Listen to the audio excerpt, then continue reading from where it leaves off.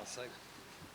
Lo primero, los agradecimientos, como ha de ser, ¿no? A Dios primero, a mi familia, al Festival Vista por esta lucha cultural que lleva a cabo, a Dafne Rosas por la excelente portada que ha hecho para este libro, a la editora Neocruz Ediciones y a Idabel y Armando, que son los que mueven este aparato, a Luis Leonel León del Diario de las Américas por una excelente reseña que hizo, a Neoclub Press por lo que ha cubierto acerca de esta presentación, a Patria de Martí, que dirige mi amigo Chilling, a Ángel Velázquez Callejas por una excelente reseña también, a Luis de la Paz, aquí presente, que yo sé que escribe algo para el Nuevo Herald, al Espejo, mi amigo Cao, que lo ha anunciado y ha sido siempre un baluarte de ayuda en esto, del Canal 41 específicamente, a Blog Fernandina de Jagua por recoger las reseñas, a Luis Felipe Rojas de Radio y Televisión Martí, aquí presente, a Orlando González Esteva de Radio y Televisión Martí, a los que comentan la edición, Chilen, Armando, Carlos Alberto Montaner y Emilio Chicagua, que fue el que escribió para la primera edición solamente. A los presentadores de hoy, por supuesto, a Ana, a mi amigo Cao, a mi amigo Chilen y a mi tocayo Armando Allende. Yo no sé si yo hablo, ¿se oye? Sin el micrófono, ¿se oye bien? A ver, porque es que es una complicación. ¿Ahora se oye bien ahí? Bueno, tú lo necesitas. Ya. Yo voy a hacer como el personaje aquel de la cenicita, senador. ¿Cuánto te debo? Bueno, vamos a empezar por... Me he perdido. Bien, sobre las mitologías. Hay dos tipos de mitologías básicamente, que son las mitologías fundacionales y ancestrales, que son las mitologías que todo pueblo se dota de ella para explicar su origen. Ningún problema con este tipo de mitología. Hay un segundo tipo de mitología, que es con la que trato de ir con todas mis fuerzas, que es la mitología que se utiliza para manipular la realidad, y para manipular la historia, ergo son falsedades. Contra esas es la que voy. Básicamente se ha hablado acá de esas mitologías, de lo que trato de desmontar en este libro. Sobre el racismo, por ejemplo, y la ley de los derechos civiles, me gustaría abundar un poquito. Y es que estas mitologías se siembran en el inconsciente colectivo, en este caso del ideario político norteamericano, y es muy difícil cuando usted habla con las personas discutir sobre este tema, porque por lo regular vienen programados por años de adoctrinamiento. Yo creo que la palabra es fuerte, pero es lo que ocurre en la enseñanza. Yo con mis hijos tengo que estar constantemente llamándolos a capítulos por la enseñanza que están recibiendo, desgraciadamente, en Estados Unidos. Por ejemplo, sobre la ley sobre el racismo y los derechos civiles en ambos partidos. Como ya se dijo aquí, el partido que liberó y que luchó contra la esclavitud es el Partido Republicano, y el partido de la esclavitud es el Partido Demócrata. Pero más allá de eso, más allá del hecho de la guerra civil como tal, las élites sureñas de este partido demócrata son los creadores del Ku Klux Klan, de las leyes Jim Crow, que se dedicaron después a tratar de coartar todo derecho civil a los negros, y posteriormente, como decía Cao, ya no es solo un problema de la historia. En el año 64, por ejemplo, la ley de derechos civiles se aprueba no por los demócratas, sino a pesar de los demócratas. O sea, yo cito datos, por ejemplo, el 80% de los republicanos en el Congreso votó por la ley de derechos civiles a favor de los negros, y solo el 60% de los demócratas hizo otro tanto. En el Senado la diferencia es abrumadora, solo 7 republicanos votaron en el Senado en contra de esta ley.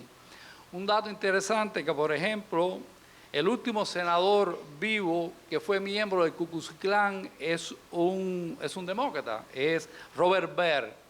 Byrd, ¿se pronuncia bien así? ¿Es así? Byrd hizo un discurso dilatorio en el año 64, obstruccionista, para ganar tiempo en esos tipos de discursos políticos que se puede leer una novela para cansar al adversario. Como el de Ted Cruz. Como el de Ted Cruz, exacto, que leyó un libro infantil, por cierto. Este senador demócrata había sido miembro del Ku Klux Klan. Esto, por cierto, en el 2005, el senador Christopher Dodd, castrista consumado, dice en un homenaje al senador Byrd que de haber estado en la Guerra Civil Española hubiese luchado valientemente a favor de los esclavistas, dijo. No, dijo que a favor de los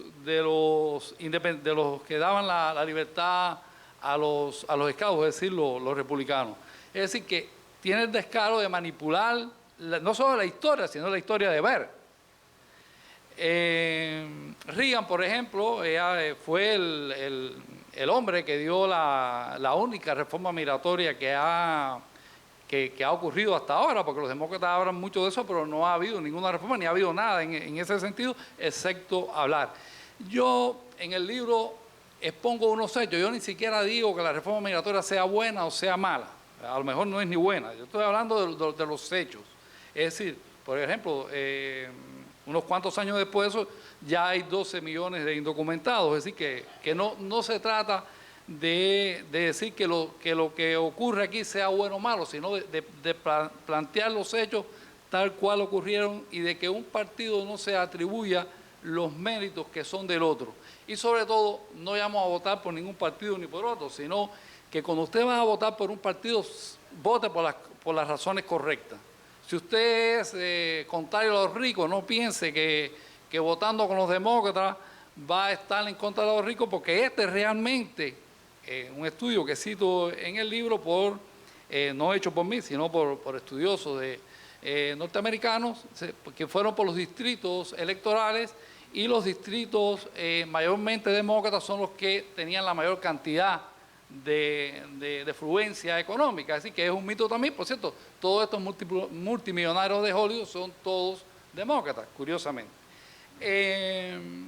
Esto tiene probablemente una explicación que yo doy en el libro, que es que los partidos distributivos suelen englobar muchas veces a las grandes fortunas, porque es que el que ya la hizo, para decirlo un buen cubano, es que no tiene interés en la competencia. Si yo estoy multimillonario, ¿por qué usted quiere que compitan con usted?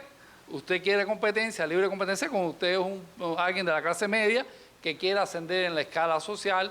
Por eso quizás las personas que tienen sentido común se afilian a partidos que defiendan precisamente la libertad de comercio y que sean mayormente conservadores. ¿Cómo es que ocurre esta manipulación? Porque estamos hablando de los hechos, de hechos que están ahí palpables si uno mira un poquito y escarba otro tanto. Bueno, yo creo que tiene que ver también, volviendo a los partidos, con formaciones que tienen una visión utópica de la realidad.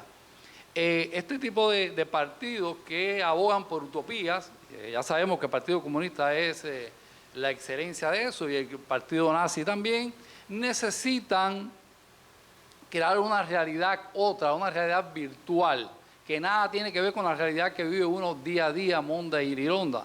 El ejemplo clásico que suelo poner, por ejemplo, en Cuba, hace más de 20 años, y yo estoy seguro que eso no ha cambiado, tú ponías el televisor, el noticiero ese infame de las 8 de la noche, y veías los chorros de papa saliendo por los aparatos esos, por las esteras, y decían, sobrecumplimos la producción de papas a nivel nacional y abanderamos a los obreros, y tú no tenías ni una papa en tu refrigerador. Esa es la utopía. Estos partidos de utopistas necesitan crear una realidad virtual. Para eso necesitan controlar a la prensa, a los hacedores de opinión, a los intelectuales, a la academia, a todo el que pueda convencer a la gente de que la realidad no es lo que estás viendo, sino otra cosa.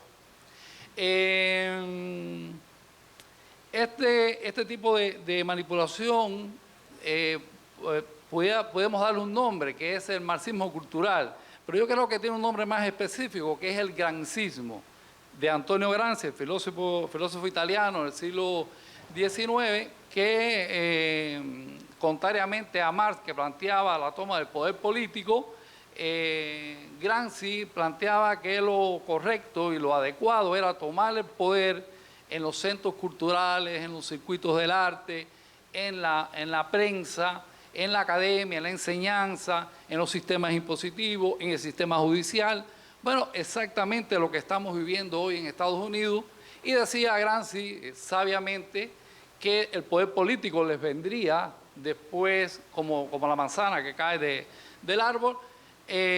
Obviamente, tú no haces nada con tener mañana al más conservador de los conservadores dentro de la presidencia de Estados Unidos si todo este sistema que hemos mencionado está controlado por gente que va, en definitiva, a manipular la realidad. Es decir, ¿cómo pudiera mañana Ted Cruz, en caso de que hubiese salido presidente de Estados Unidos, el mismo Donald Trump, si fuese presidente, cambiar ese sistema con las leyes y con el respeto a la ley, ¿no? Bien, en la primera edición del libro yo hablo de un fenómeno que ahora se ha agudizado, que es la latinoamericanización de Estados Unidos. Es decir, y los partidos políticos, yo hablaba del demócrata que estaba yendo hacia los márgenes, o sea, el control económico y mediático por una parte, pero usar los márgenes, los grandes sectores, vamos a decir, marginales de la sociedad para apoyar la formación política. Pero hemos llegado a un punto que esa latinoamericanización probablemente esté ocurriendo en ambos partidos. Esa bifurcación hacia los márgenes ya no es solo de un partido, sino que es algo que estamos viendo en ambas formaciones. Estudiando sobre este tema de la manipulación de la realidad, yo me atreví a ir hasta la Reforma Protestante y el fin de la Edad Media y también creo que es un momento importante fue la Revolución Francesa. Creo que ha habido momentos de altas y bajas para llegar a este momento en que estamos viviendo ahora, que es la eclosión total, pero sin embargo, estudiando más sobre el tema, me he topado con un filósofo inglés que se llama Peter Kingsley, que nos dice que básicamente la historia de Occidente ha sido la historia de una gran manipulación. A nosotros se nos ha presentado, por ejemplo, a Aristóteles, a Platón, a dos o tres filósofos griegos de la antigua Atenas como los que sientan las bases occidentales. Sin embargo, este hombre descubre que mucho antes de ellos esas bases fueron sentadas por hombres como Parménides, como Empedocles, como Pitágoras, que eran hombres que estaban apegados al tema espiritual.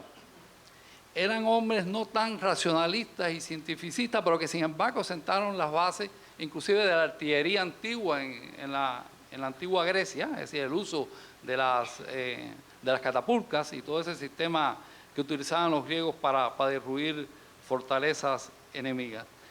Estos filósofos y los pitagóricos fundamentalmente eran grandes legisladores. ¿Cómo legislaban estos hombres? Bueno, incubando. ¿Qué cosa es incubar? Era acostarse para tener sueños y tener comunicación con la divinidad.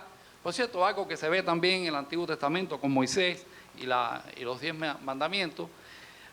Trato esto porque si en la antigüedad primaria que dio lugar al Gran Occidente se legislaba con la pulsión espiritual, hemos llegado a un punto en que en Occidente se legisla con la pulsión entrepiernal.